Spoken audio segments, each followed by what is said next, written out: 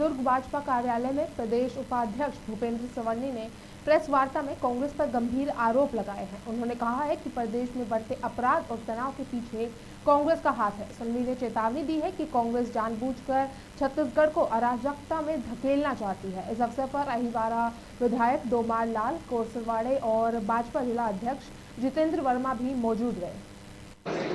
हम छत्तीसगढ़ प्रदेश का 25वां राज्योत्सव मना रहे हैं और विष्णुदेव साय जी की सरकार जब हमारी दिसंबर में बनी 2023 में और एक साल से कम अवधि में भी ये सरकार के द्वारा मोदी जी की गारंटियों को पूरा किया गया, जिससे मुख्य रूप से प्रधानमंत्री आवास, महतारी वंदन योजना, किसानों को बोनस देने का विषय, किसानों की धान खरीदी का विषय, तेंदुपत्ता का बोनस और साथ ही साथ इस प्रदेश के चहुमुखी विकास के लिए केंद्र के सहयोग से भी 11,000 करोड़ रुपए की सड़कों के निर्माण की स्वीकृति, अंबिकापुर में एयरपोर्ट का शुभारंभ किया जाना, मेडिकल की सुविधाओं की दृष्टि से हमारे मेडिकल कॉलेजों का अलग अलग क्षेत्रों पर भूमि पूजन, शिलान्यास, साथ ही साथ लोकार्पण, ऐसे लगातार विष्णुदेव साय जी की सरकार ये काम को कर रही है। तो इस पूरे मामले में ज़्यादा जानकारी के साथ हमारी सहयोगी दीपमाला हमारे साथ जुड़ चुकी है।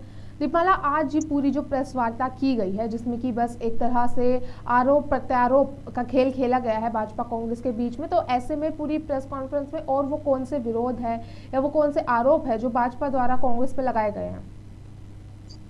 जी, जैसे कि आपने बताया कि आज प्रेस कॉन्फ्रेंस लिया गया था। ये प्रेस कॉन्फ्रेंस भाजपा प्रदेश उपाध्यक्ष एवं दुर्ग संभाग प्रभारी भूपेंद्र सवर्णी जी के द्वारा लिया था, जिसमें तमाम दुर्ग जिले के पत्रकार मौजूद थे।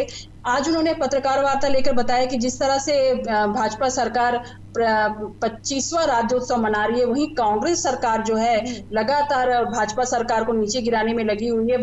कांग्रेस के द्वारा लगातार जो है आपराधिक तत्वों को बढ़ाया जा रहा है, जिसमें उन्होंने कहा है मुख्य रूप से छत्तीसगढ़ में अभी जिस तरह से दामखेड़ा में कबीर पंथ समूचे प्रदेश के आस्था को केंद्र को जिस तरह से हानि पहुंचाई गई है, इसमें फेसबुक पोस्ट के माध्यम से जिस तरह से कांग्रेस पार्टी के कार्यकर्ताओं के द्वारा जो किया गया है, ये काफी आपत्तिजनक था। इसी तरह उन्होंने पिछले दिनों लोहारीडीह में जिस तरह से घटना हुई, उसके संबंध में भी उन्होंने बताया कि लोहारीडीह कांड में गांव में जिस तरह से अशांति फैलाई गई, दो समूहों को लड़ाने का काम किया गया है, इसमें भी कहीं ना कहीं कांग्रेस के नेता और उनसे संबंधित अधिकारियों का भी नाम आ रहा है। और शराब घोटाला, पीएससी घोटाला, महादेव घोटाला आदि के जो इन लोग आरोपी थे, इन सब का मिला जुला काम है। वहीं उन्होंने सूरजपुर में जो पुलिस अधिकारी की पत्नी और बच्चे की जघन्य हत्या हुई, उसमें एनएसयूआई का जिला महासचिव तथा एनएसयूआई का जिला अध्यक्ष भी इस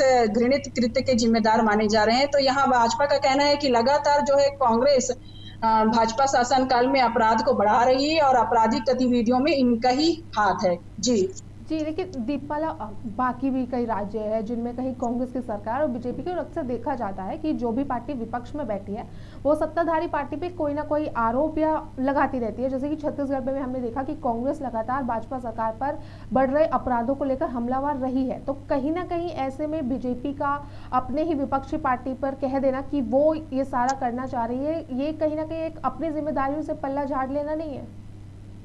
जी, जिस तरह से अभी दुर्ग जिले में लगातार आपराधिक गतिविधियां बढ़ गई हैं, दुर्ग जिले में लगातार चाहे त्योहार के सीजन हो, चाहे किसी भी, चाहे गणपति विसर्जन हो, चाहे नवरात्रि हो, चाहे अभी दिवाली में भी पिछले दिनों 2 हत्याएं हुई हैं दुर्ग जिले में। तो इस मामले में कहना है कि हम पुलिस प्रशासन के, हम पर पूरा विश्वास है। भाजपा का कहना है कि हम पूरी तरह से आपराधिक गतिविधियों को रोकने पे लगे हुए हैं, पुलिस प्रशासन पूरी तरह से जिम्मेदार है। लेकिन जहां तक देखा जाए तो दुर्ग जिले में लगातार हत्याएं हो रही है भाजपा के शासनकाल में।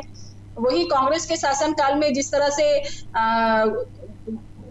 गायों की सुरक्षा के लिए काम किया गया था, वहीं अभी फिलहाल अभी गायों के लिए किसी तरह की कोई व्यवस्था नहीं रखी। गौठान पूरी तरह से बंद हो गए। गौठानों के बंद होने से सड़कों में गाय लावारिस तरीके से घूम रही है, जिसके वजह से कई दुर्घटनाएं हो रही हैं। इन दुर्घटनाओं की वजह से एक तरफ गाय भी जख्मी हो रही है, एक तरफ आम लोग भी परेशान है। लेकिन वहां भाजपा का कहना है कि गौठान, अभी जिस तरह कांग्रेस के शासनकाल में गौठान खोला गया था, लेकिन कांग्रेस के द्वारा इस पे किसी तरह का गायों की सुरक्षा के लिए कोई इंतजाम नहीं किया गया था। और वहीं अभी इन गौठानों के बंद होने से पूरी तरह से गायें सड़कों में घूम रही है और लगातार सड़क दुर्घटनाएं हो रही है। जी जी, आखिर में दीपाला मेरा यही सवाल रहेगा कि आज जो प्रेस कॉन्फ्रेंस हुई वहाँ और कौन-कौन अन्य नेता मौजूद थे? और इस पूरी प्रेस कॉन्फ्रेंस के बाद, क्योंकि कहीं न कहीं एक राजनीतिक कदम ये था, तो कांग्रेस का इस पूरे मामले पर क्या प्रतिक्रिया आई है?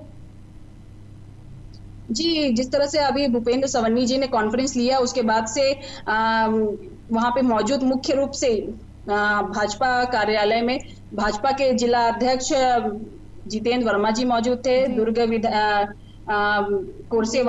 अहिवारा विधायक कोरसेवाड़ा जी मौजूद थे। साजा विधायक ईश्वर साहू जी मौजूद थे।